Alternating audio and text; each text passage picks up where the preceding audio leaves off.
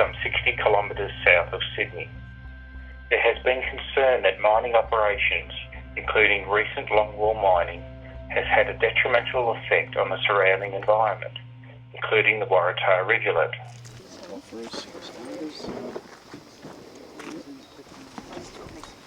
Is that a grevillea, long Sorry. foliage? What we're seeing here is evidence of subsidence of cracking on the riverbed.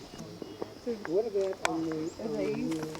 Well, you'll have natural fractures, but you see how that's now being extended. Yeah.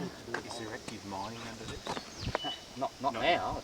It's all happened. So if it's is the water then going into the mine? I wouldn't have a clue.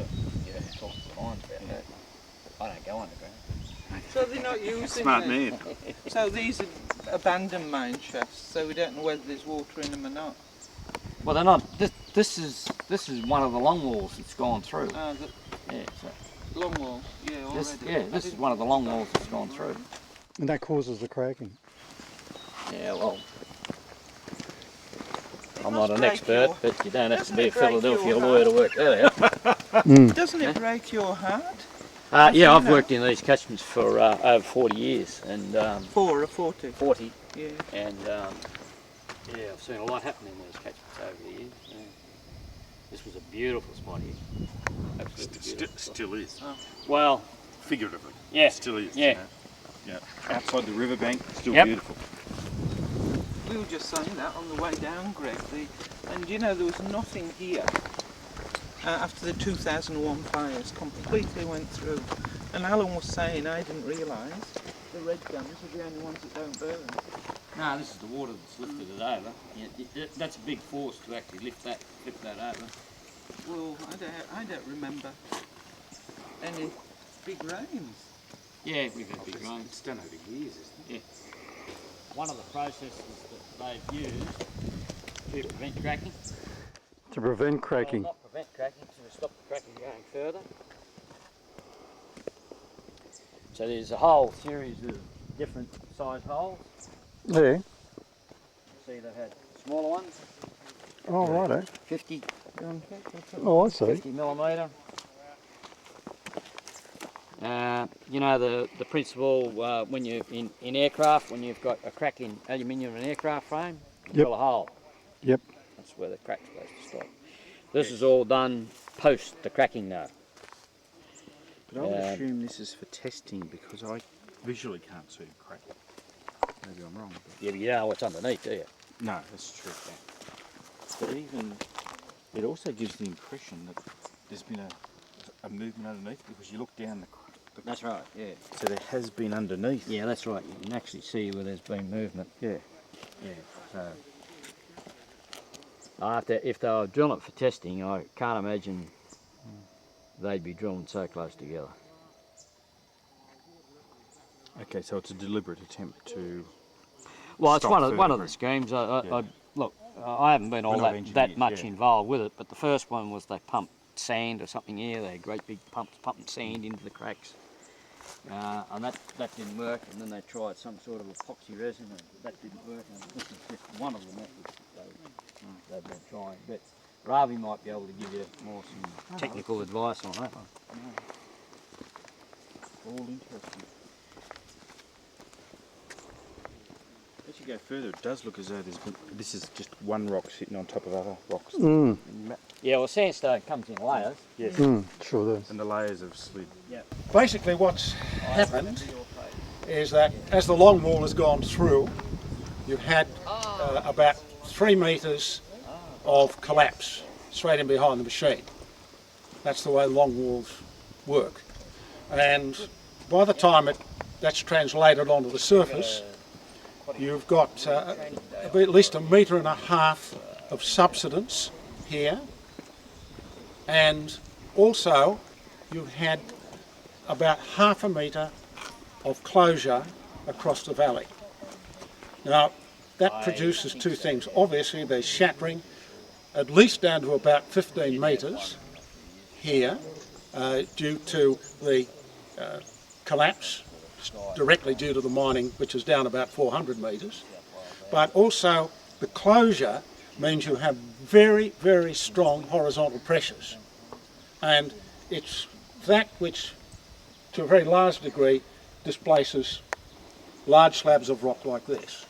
It's both processes. You've got a lot of shattering, tremendous amount of shattering due to the subsidence of it, but also these very, very substantial horizontal stresses which locally will produce what's, well, to use a dreadful term, called upsidence rather than subsidence. Further up you can actually see the rocks pushed up together. Now this sort of material has all been displaced by the impact of the longwall mining, and then some of it, of course, particularly the smaller bits, have been transported downstream.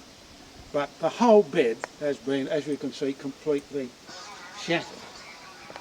And this is nothing like a normal sandstone stream bed. You would certainly expect in a creek this size, in this weather, to have a lot of flow over the surface. As you can see, there is no flow. And I don't think my memory serves me wrong. Most certainly when I was here last time there was water flowing over right across this section, and also when I was here about 3 years ago, water was flowing right over this section. The argument from the miner's point of view is that the water is only going down about 15 metres and is all coming out in the dam. That, I think, has yet to be demonstrated. It's the simple argument this is really not doing any long-term damage in terms of water supply. That, I think, is something which really has to be demonstrated. But you can see what it's done to the stream bed. To put it bluntly, it's stuffed it. Can I ask two questions, please, Bob? They're saying that they've tried putting sand in, they're trying to put polyurethane in. If that's not working, clearly there is no remedy? I would say that's so. More of that when you get up and see the polyurethane. The sand was a complete failure, and I'm amazed that anyone thought it was going to work. Okay. Sand grains are easily transported through this stuff. My second? Yeah. Can I ask another question? We're going to see some attempts at using we're going to see some attempts to use polyurethane on some major cracking. What about these areas where it's a real messy sort of a cracking and shifting? Is that possible to use that technique in places like this? No, because it's too costly.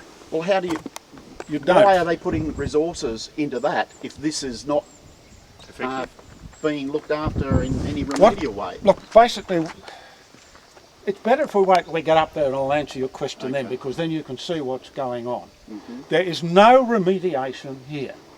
Yeah. Right? None. Because the cost of it.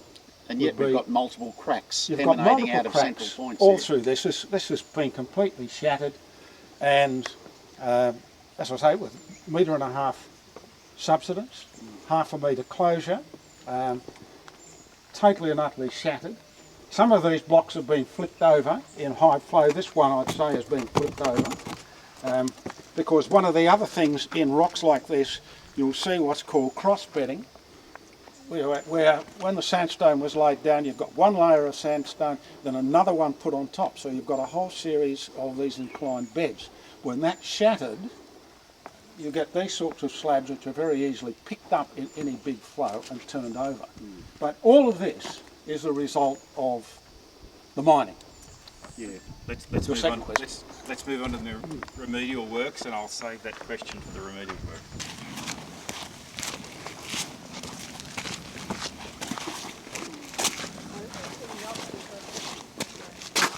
Construction site going here where you are actually repairing this this rock bar here, and we have so I don't know, have you told them how we're doing this this process? No, Patrick, you can go ahead. Mr. Petty is the local member Patrick. from Great. Kirk. How you doing, Greg? No, I'm only a private citizen, I assure you.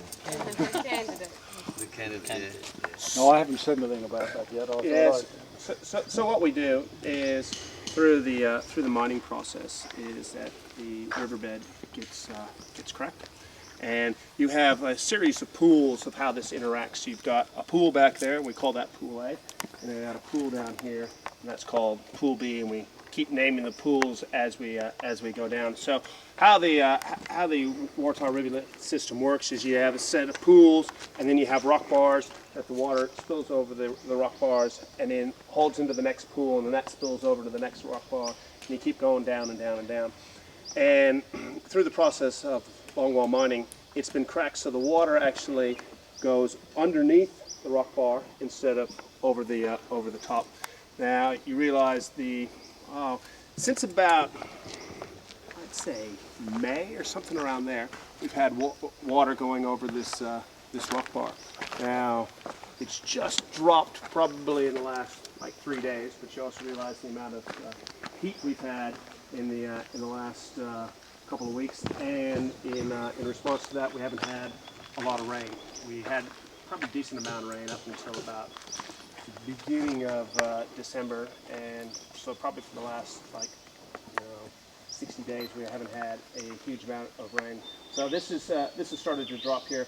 So what we do is we inject a urethane resin across the rock bar to fill in those cracks and create a grout curtain, and then the water, as you can see, that this pool used to, at this time of year, with the amount of rain that we've probably had, it would have been pretty close to empty at this point. So we still get small amounts moving through, and you probably went as you came up.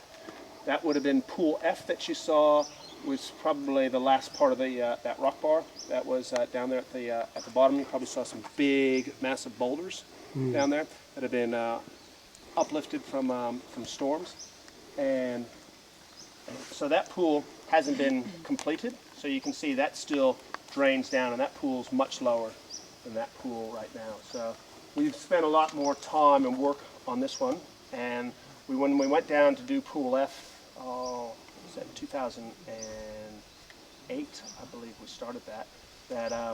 We just did that as a trial to prove that it could actually work, and then we've moved up here to get this rock bar up here, and we'll slowly be moving down the river to get additional areas. How did you prove that it worked down there?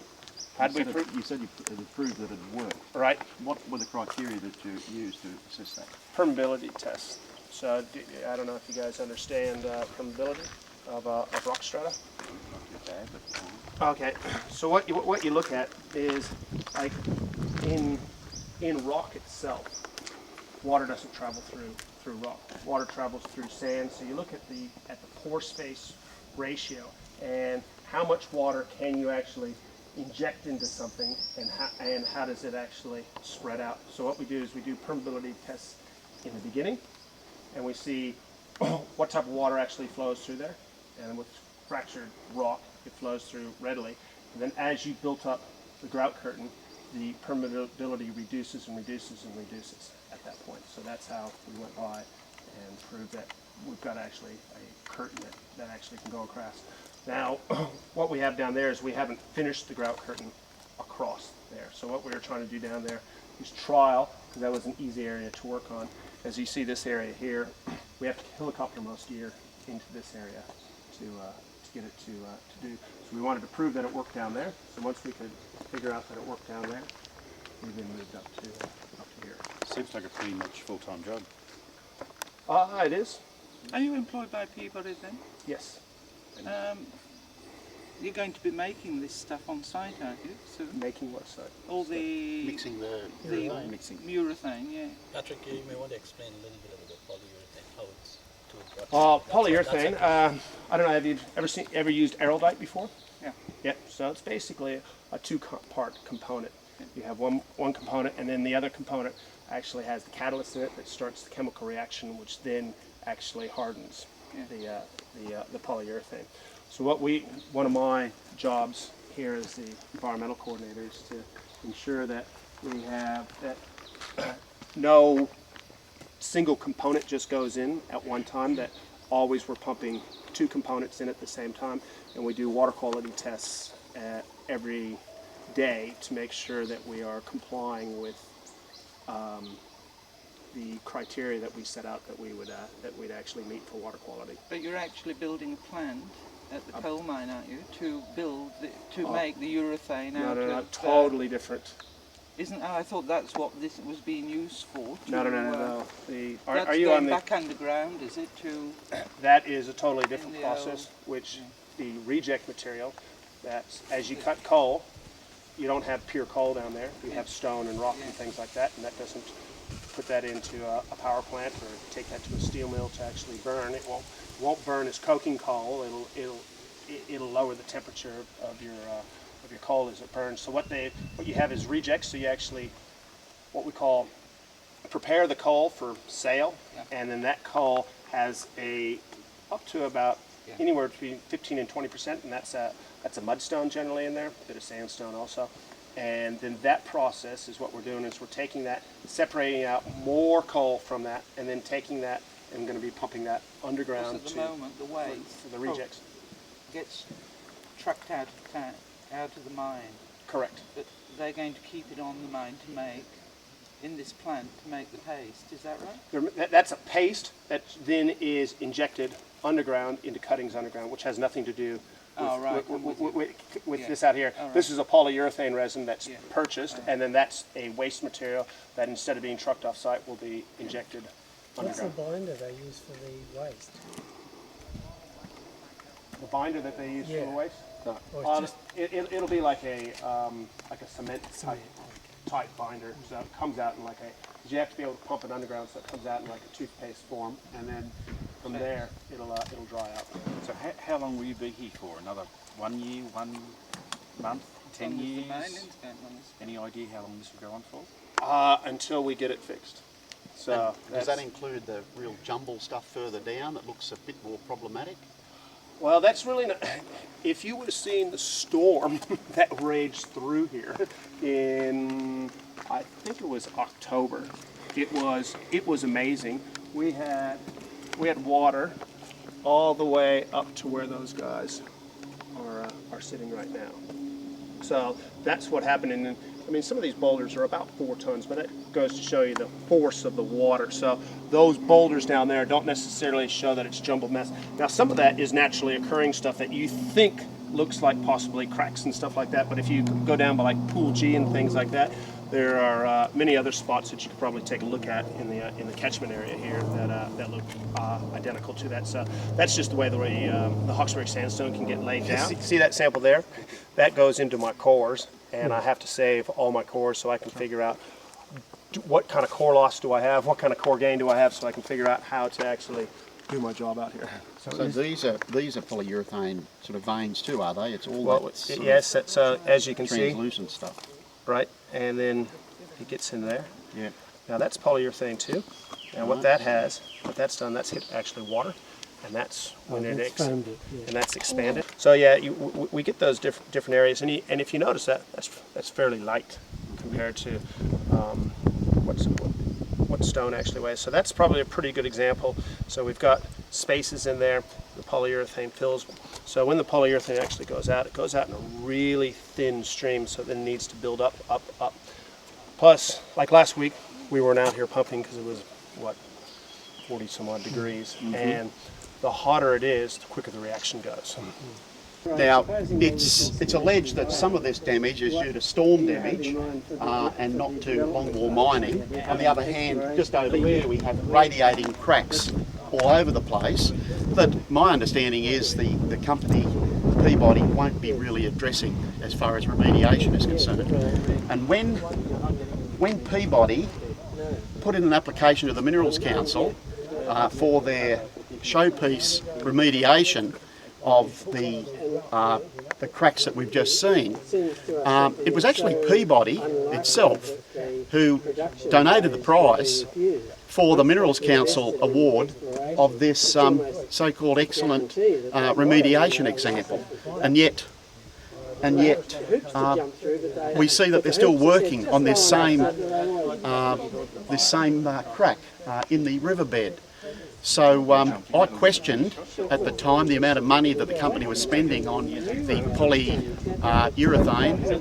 alone, and it was of the order of $3 to $5 million just by checking the internet and the amount that the company said that they were publicly using. And just a good question to ask is, how much is this costing the company to produce a showpiece remediation that has no guarantee of long-term success? And what about these other areas that are not considered to be worthy of treatment? I think the company should answer questions of that nature. And yet, you know, they have in general before, so, you know, their reports were made public, but we just felt that, you know, the government representatives in BHP, we just felt that there was value in the democratic process. We finished our tour today. Thank you very much to Sydney Catchment Authority. Clearly the notion that any mining under rivers, creeks and dams is totally unacceptable and wrong. Dr. Young, recognised as Australia's foremost expert on rock strata, articulated this without reservation. Why is it a community member can assemble a panel of experts to highlight the problems that the mining industry and government refuse to hardly acknowledge? Did the mining company award itself a Mining Restoration Excellence Award for the damage it caused? Who are the unlisted no-liability mining companies? Will they exist in years to come to acknowledge, yet let alone compensate for the irreversible damage they have and will inevitably cause?